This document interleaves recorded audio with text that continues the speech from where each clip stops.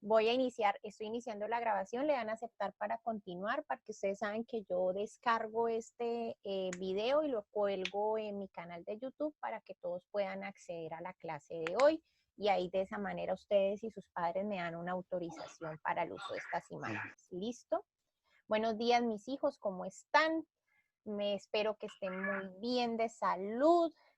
También para informarles que los chicos que asistieron hoy van a tener un punto positivo en la nota. Recordarles que durante el tercer y cuarto periodo solo vamos a hacer 2 guías por periodo. La guía número 5 sería la primera del tercer periodo.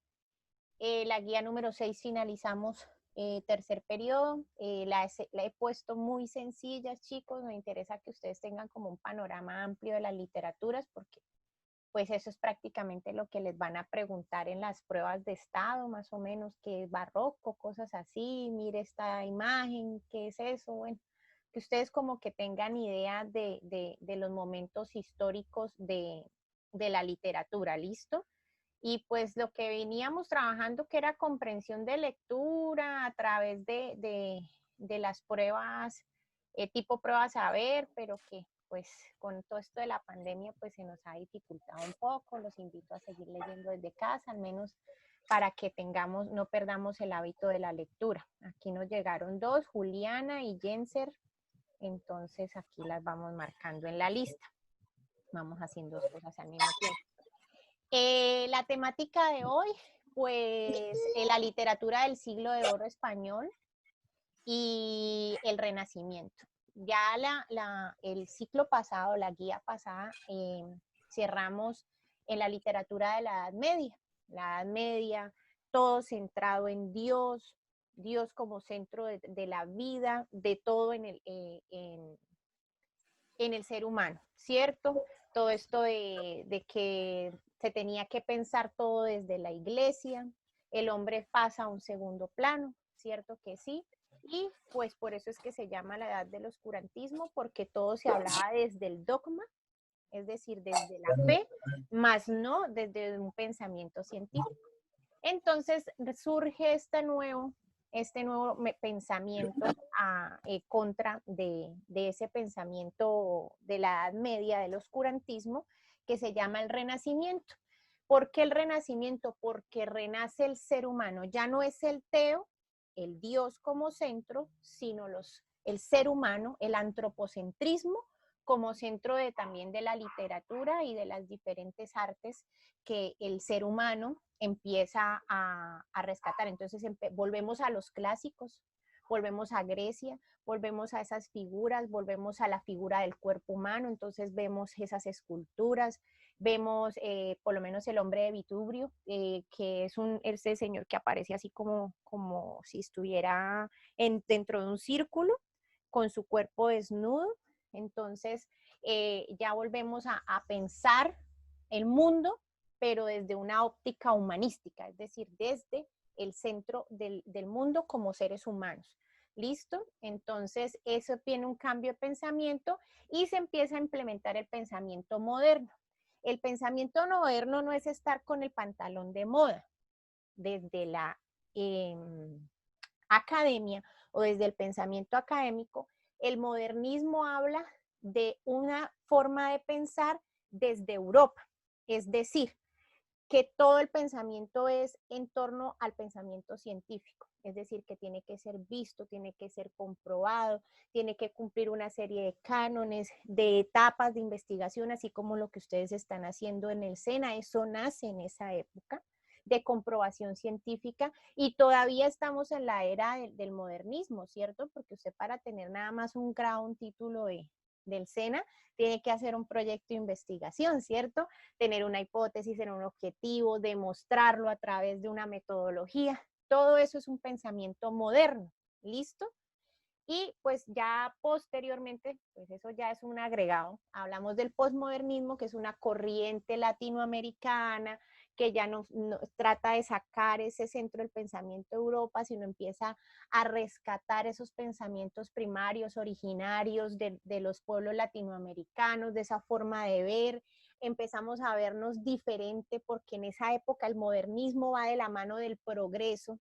donde se dice que si nosotros no progresamos, obtenemos carro, casa, beca, etcétera, ese pensamiento nos viene de ahí, nosotros no vamos a ser seres humanos completos, ¿cierto? Entonces viene la otra corriente de pensamiento, que es el posmodernismo, que es una corriente latinoamericana, donde el ser no es el tener, sino el ser es el ser con la naturaleza. ¿Listo? Entonces es esa otra forma de pensamiento. Pero imagínense desde la época del Renacimiento, más o menos desde el siglo XVI, XVII, estamos en esa época de moderna, y todavía los políticos nos hablan de la importancia del progreso. Entonces, como para que ustedes tengan en cuenta cuando escuchen esos discursos, lo atrasados que estamos. ¿Listo, chicos? O por lo menos cuando nos dicen que el páramo de Santurbán es más importante explotarlo con oro que conservarlo para que nos dé agua a nuestras futuras generaciones y a todos acá, ¿sí? Entonces, ahí se ven los dos pensamientos totalmente diferentes. El modernismo y el progreso nos dice que es más importante explotar el páramo de Santurbán, ¿cierto? ¿Por qué? Porque va a haber plata, porque yo no sé qué, y se lo van a llevar unas multinacionales. Y el pensamiento postmoderno nos dice ahí no, hay que conservar. Tenemos que ser uno con la naturaleza. De nada nos sirve sacar ese oro si nos vamos a quedar sin agua. ¿Sí ven? Entonces ahí se pueden ver perfectamente las dos corrientes de pensamiento en esa postura. Para no alargar más el chico, porque ya empiezo yo acá a hablar de política, como siempre, entonces vamos a hacer un video introductorio sobre el Renacimiento, porque pues es muy harto ver a la profe todo el tiempo hablando, ¿cierto que sí? Entonces los invito a ver este videíto para que ustedes puedan ir despejando todas esas dudas de pronto que les quedaron de las copias. ¿Listo? Entonces voy a empezar a compartir pantalla. Pi, pi, pi, pi. Listo, ahí vieron todos mis mensajes del chat de WhatsApp. Entonces, vamos a ver esta. Yo voy a desconectar mis audífonos para que de esta manera ustedes puedan tener un mejor retorno de audio. ¿Listo? ¿Qué es el siglo de oro? El siglo de oro es un epíteto o adjetivo superlativo, es una exageración, pues, para tratar de enmarcar a una época de expansión de España. Si bien se refiere a un hecho artístico, se debe entender en un marco histórico. Para aclarar, el tiempo llamado siglo de oro no es un siglo, sino 189 años, y empezó en el siglo XV, en 1492, hasta el siglo XVII, 1681. Al comienzo de lo que se llama el siglo de oro, es decir, en el año 1492, el imperio español tenía todo a su favor. Logró la conquista de Granada, el último reino moro en la península ibérica. Colón llega a América trayendo el inicio del acceso a los bienes del Nuevo Mundo y convirtiéndose en un imperio. Y se crea el libro que trata de unificar la gramática del idioma del nuevo imperio, la gramática castellana. El castellano normalmente se le conoce como español, idioma hoy hablado por más de 500 millones de personas. Este libro, la gramática castellana, que fue escrito por Antonio Martínez de Cala y Saraba, más conocido como Elio Antonio de Nebrija, marca un antes y un después en nuestro idioma materno. En ese mismo tiempo, el hispanismo mandaba, es decir, España molaba. Todos querían saber más y acercarse a este nuevo imperio europeo. Todo ello influyó en la literatura, que es el tema que nos ocupa realmente. Obras que influyen en la historia universal vienen de España, como La Celestina, que en 1499 fue publicado, es el inicio de una tragedia cómica o de la tragicomedia. Es una historia moralizante sobre la compra del amor y sus consecuencias. Vamos, que es la abuelita de las comedias románticas de hoy. El Lazarillo de Tormes, que es una obra sobre la vida pobre, que sirve de ayuda a varios amos, unos peores que otros, y como de la inocencia pasa unas terribles rachas a convertirse en un pícaro, es decir, alguien que se burla de la autoridad por medio del engaño para obtener beneficios. Claro, si lees la obra verás que no se le puede culpar. Tal vez aprende y deja una lección dura, que la felicidad se puede ganar, pero muchas veces perdiendo la honra o la dignidad. Pues podríamos decir que es más o menos el abuelito de la canción El breve espacio en que no estás de Pablo Milanés, más conocida por su letra La prefiero compartida antes que vaciar mi vida. Pero a la final, ¿por qué se le sigue diciendo siglo de oro? Luis José Velázquez de Velasco, en su obra Los orígenes de la poesía castellana de 1754, hablaba del siglo de oro enmarcado en una silva, es decir, en un poema de Lope de Vega, que se llamaba así, El siglo de oro. Este poema trataba sobre lo cruel de la época, en donde habían valores inversos, se le rezaba a los santos errados, y se premiaban las conductas inmorales, etcétera, etcétera. Y Velázquez de Velasco utiliza ese nombre para referirse a la poesía de dicha época, la del siglo XVI en específico. Sin embargo, fue George Ticknor, profesor de literatura española en la Universidad de Harvard y autor de la Historia y Literatura Española, libro publicado en inglés en 1849, quien llamó, inspirándose en Don Quijote y su diálogo, como siglo de oro al periodo comprendido entre 1492 y 1681, relativo a la literatura española, en la cual además hubo dos grandes movimientos diferenciados. El Renacimiento, donde el hombre y las ideas del humano son el centro del universo, y el Barroco, donde se vuelve al concepto de las creencias de Dios y la divinidad. No puedo dejar de nombrar a Don Miguel Cervantes y su Don Quijote de la Mancha como uno de los pináculos más importantes del siglo de oro. Sin embargo, ese tema lo voy a dejar para un video más adelante. Es todo. Si quieres conocer más sobre el siglo de oro, te invito a mi video, el top de autores del siglo de oro. Bueno, chicos, espérate, le damos cancelar. Un saludo enorme. Hoy les presentaré un video relacionado al siglo de oro español. Bueno, dejar de compartir. Bueno, chicos, entonces, en ese video pudimos apreciar el siglo de oro. Deshice la introducción desde el Renacimiento, ¿cierto? Ese cambio de pensamiento que hubo en ese momento histórico de los seres humanos. Pero en España estaba surgiendo al momento, recuerden que Europa es un conglomerado de países y España en ese momento tenía una particularidad. Cristóbal Colón había descubierto América. Y con eso se abrió las puertas a esto: dinero, oro y poderío en tierras. ¿Por qué?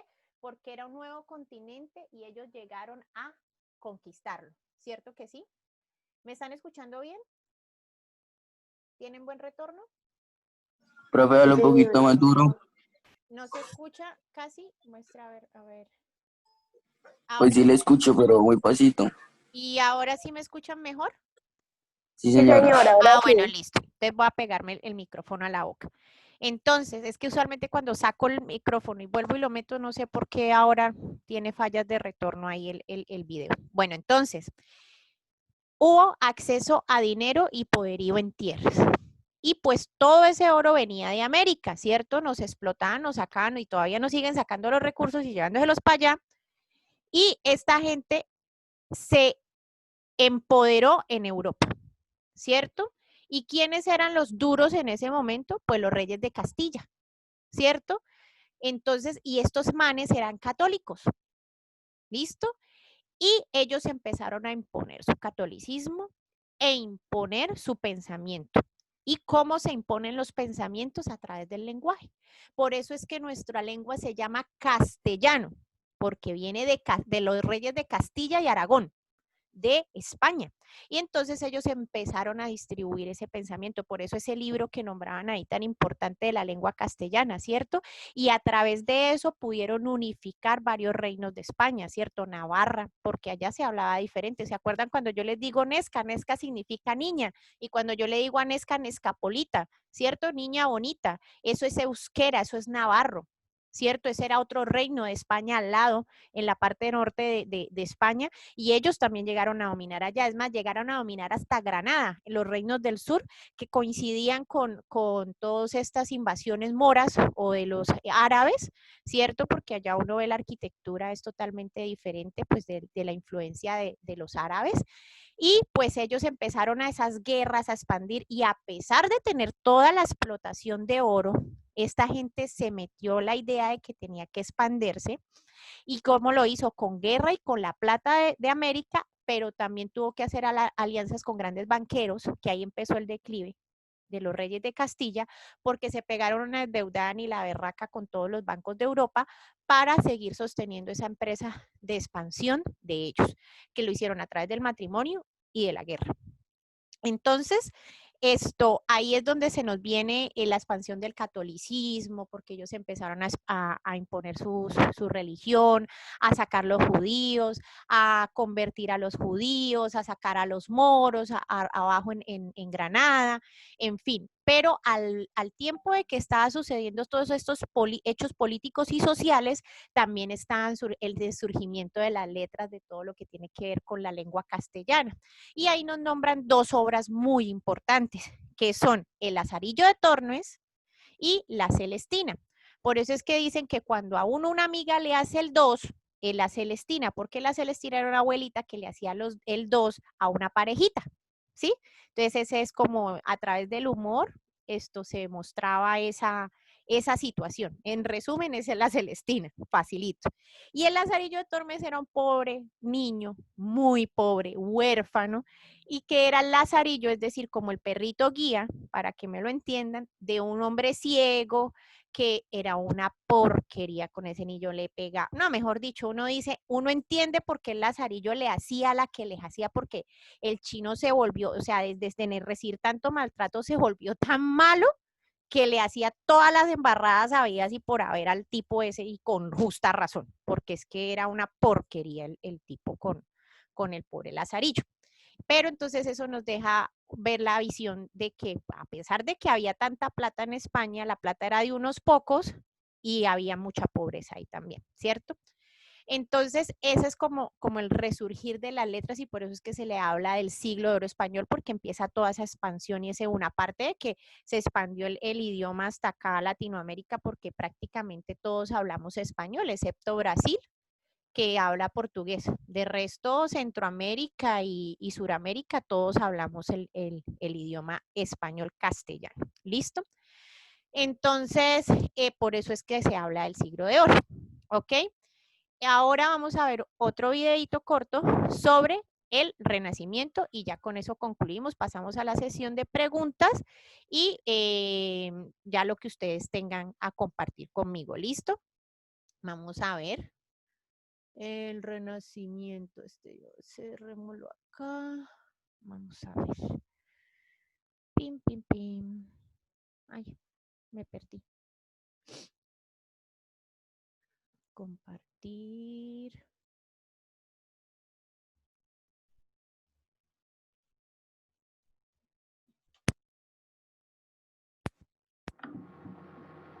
¿Sí ven?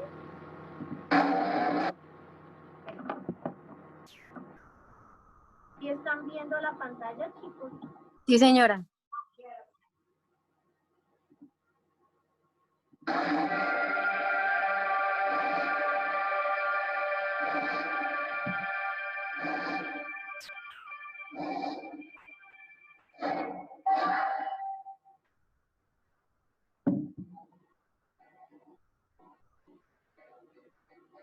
Bienvenidos a la ciudad del aprendizaje.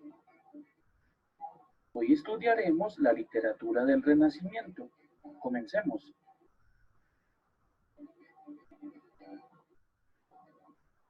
El Renacimiento fue un movimiento social, científico y cultural que surgió en Italia y se difundió por Europa durante los siglos XV y XVI, época durante la cual se dio el paso gradual de la Edad Media a la era moderna. Se caracterizó por tener como protagonista al ser humano, quien empezó a ser tratado como un ser racional y el más importante del universo, y por presentar grandes descubrimientos científicos en los campos de la astronomía, la física, la medicina, la geografía y las matemáticas. Por lo tanto, la literatura renacentista es el conjunto de obras literarias producidas en este periodo histórico. durante el cual recibió la fuerte influencia del mismo en los niveles intelectual, científico y racional, y en el que se abordaron temas casi prohibidos en la Edad Media, como el amor, la sexualidad o la naturaleza. Las principales características de la literatura renacentista son la visión antropocéntrica, en la cual el ser humano desplaza como centro del interés a la religión y a la iglesia. La importancia de la naturaleza, la cual no solo se presenta como un símbolo de la perfección, sino que además se muestra como un espacio controlado por el ser humano, lo cual resulta perfecto para que los poetas ubiquen a sus personajes para que hablen de amor. La utilización del amor como uno de sus temas preferidos, aunque siendo un amor que puede incluir sentimientos de dolor, tristeza, melancolía o inclusive ser un amor imposible. La recuperación de la cultura clásica grecorromana, utilizando así tanto a los autores como a los mitos a modo de fuente de inspiración. La idealización física de la mujer, estableciendo un prototipo de cabello rubio, piel blanca y ojos azules, a quien muchos poetas y autores dedicarían su amor. El surgimiento de nuevas formas literarias, específicamente el ensayo y la poesía lírica, además de que en esta última se introduciría la figura del enunciador, lo cual sería una voz que se comunica con los lectores para explicarles la historia del poema.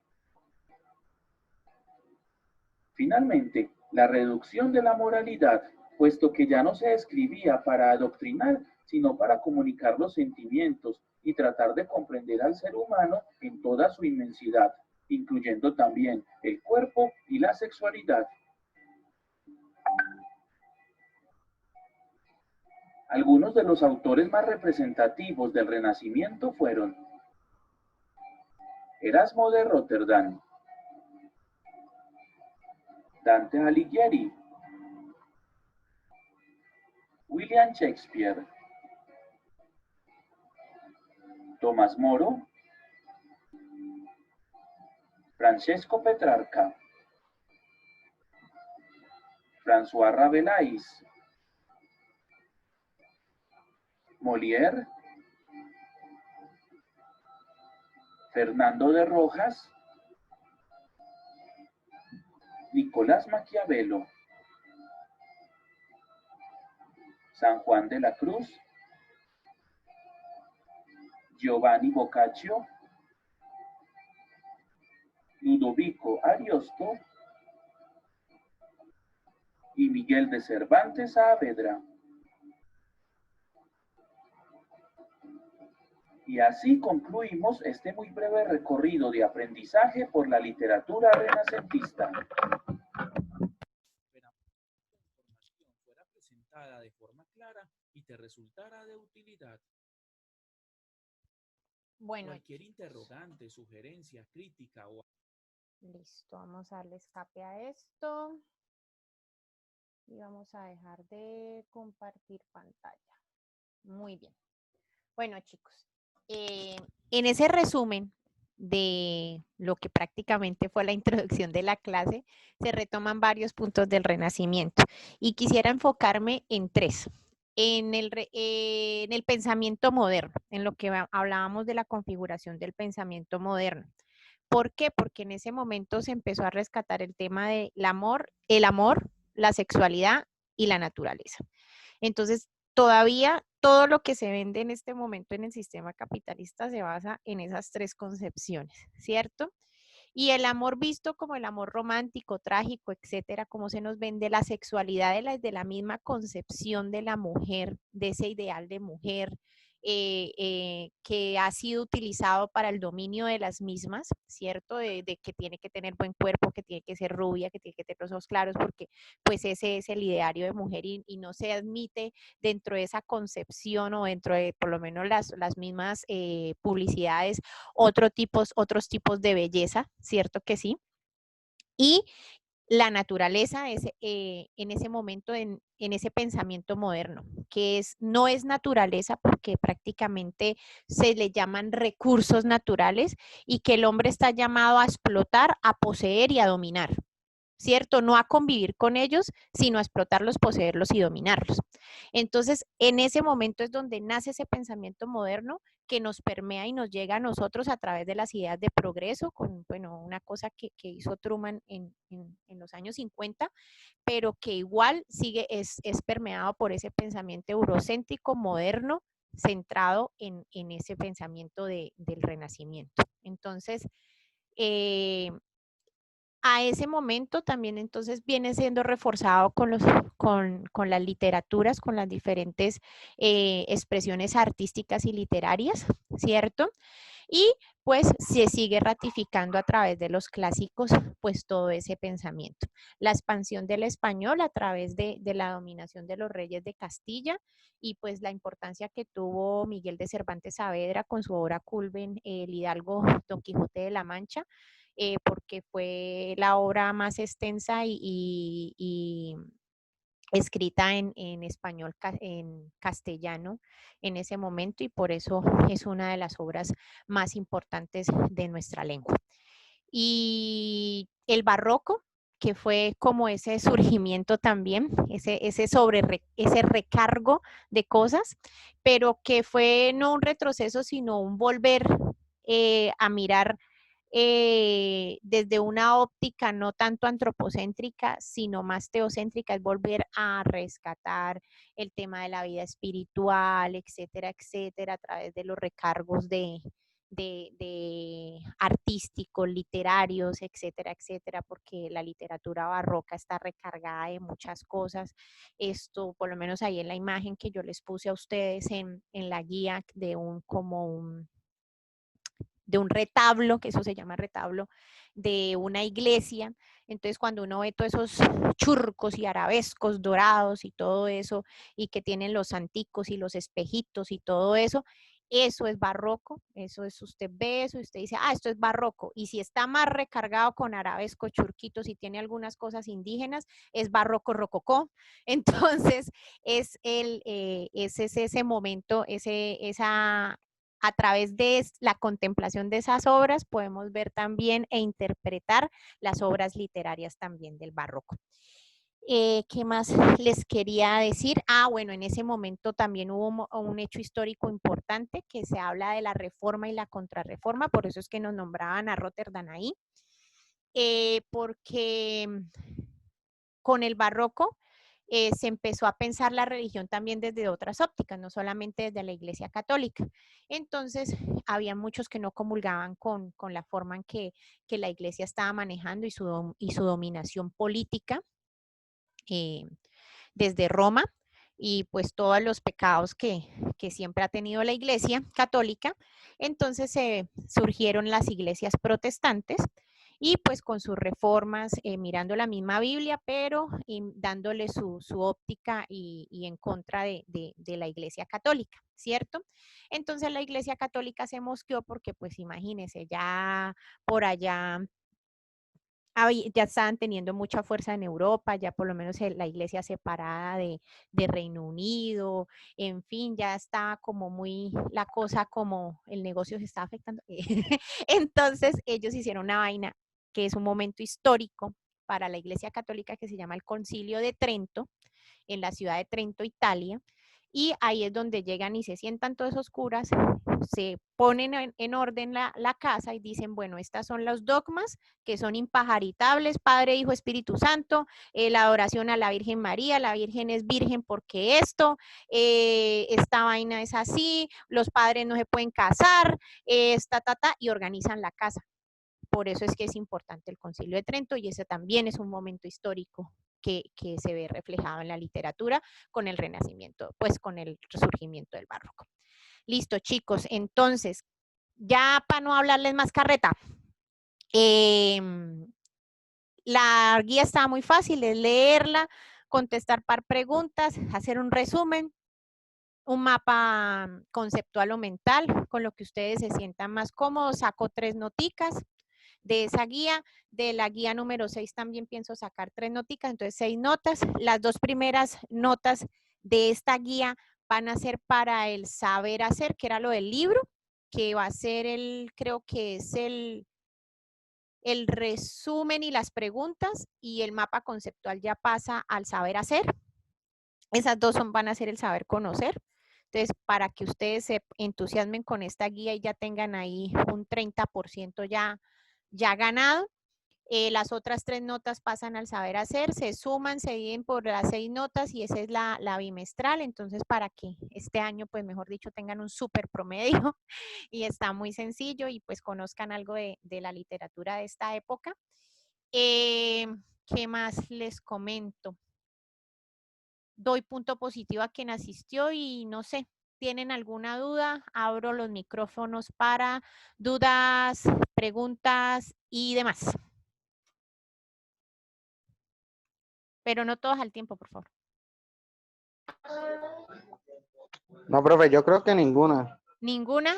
¿Listo? No, profe, ninguna duda. ¿Todo claro? Todo claro, profe. Todo claro, Todo claro, como el agua de Bucaramanga o como el agua de La Esperanza. No, toca como Bucaramanga. Porque... Como de Bucaramanga, sí, porque si es como el de La Esperanza, sí estamos como graves. Ah, bueno, mis hijos, nada, pues para no alargarles más el chico, desearles un feliz día, un feliz mes, porque pues ya esta vaina nos estamos viendo es prácticamente una vez al mes. Decirles que los extraño mucho, que yo quiero que esto pase pronto, que no veo la hora de estar en clase con ustedes, que me hacen muchísima falta. De verdad que ustedes son la razón de ser de uno como profesor y especialmente la mía, pues yo los extraño mucho, me hacen muchísimo falta molestar con ustedes, hacerles bullying, que me hagan bullying también. Bueno, el espacio de clase me hace mucha falta con ustedes y que los quiero mucho y que espero verlos pronto y sanos, que es lo más importante, y que toda su familia esté muy bien de salud, que eso es lo más importante, y cuídense en La Esperanza, que de todos modos ya llegó el COVID y hay que cuidarse. ¿Listo? Sí, profe, igualmente. Igualmente. Un abracito, los quiero mucho, besitos para todos, saludos. Señora, profe, igualmente. Los quiero mucho. Chao, profe, y Dios gracias. me los bendiga. Usted también besitos. Amén. Chao, los quiero mucho. Chao. Chao. Chao, profe.